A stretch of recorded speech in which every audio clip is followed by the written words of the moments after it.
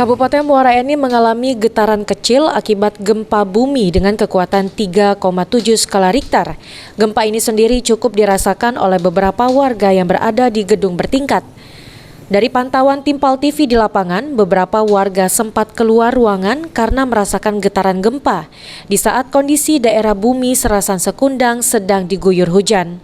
Dari data yang didapat, gempa sekuat 3,7 skala Richter ini berposisi atau epicenter terletak pada koordinat 3,82 lintang selatan dan 103,73 bujur timur, atau tepatnya berlokasi di darat pada jarak 20 km barat daya Muara Enim pada kedalaman 5 km.